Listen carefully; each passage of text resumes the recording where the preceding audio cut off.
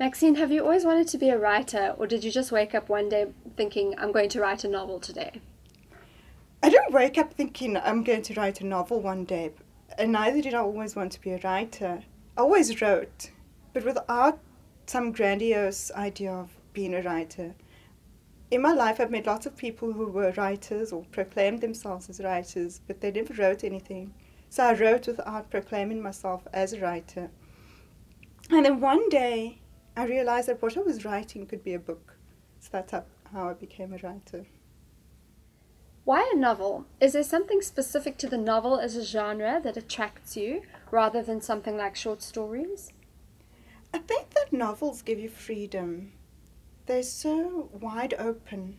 I think short stories you have to be quite succinct and, follow certain structures. Novels are more interpretive and you can experiment, and that's one of the things that have been fed back to me about my book in particular, is that it seems quite experimental, and it was to me.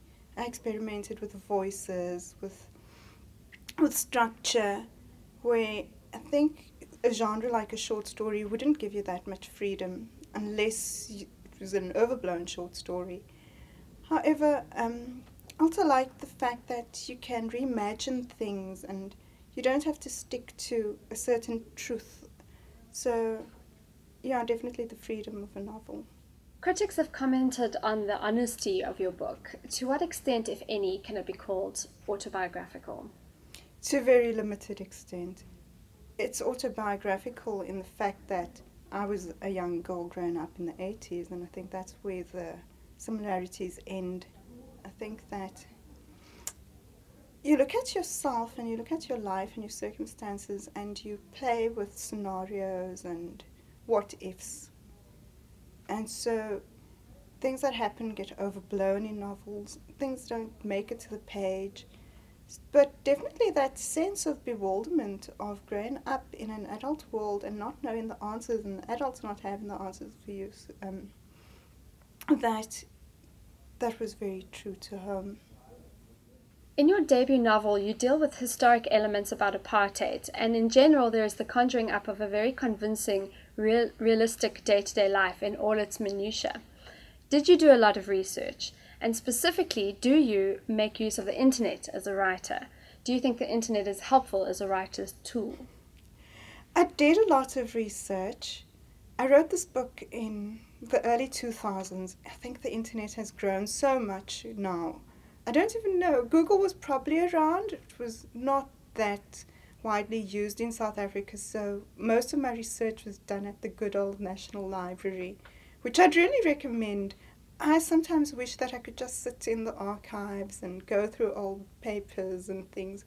I think if you go through papers of the time and magazines, newspapers, listen to radio scripts, you'll get a better idea of the fabric, the background, where you can read internet resources and read research, but you won't know what people ate for supper, or how much bread cost, or whether there was a bus strike. So it gives you a better perception if you go to those sources, primary sources. What did it mean to you winning a big literary award? Oh my God, now I have to repeat my success. It was a shock. I remember when I was told, everyone looked at me waiting for a reaction, and I was literally in shock. I went quiet and I tried to let it all sink in. I never expected to win it, and I know people say that, but really I didn't. So, in a way, it's great. I got to see so much. I travelled as a result of the prize, and your profile is obviously elevated, but there's so much more pressure as well. My next book can't be just a good book. I guess it needs to be great.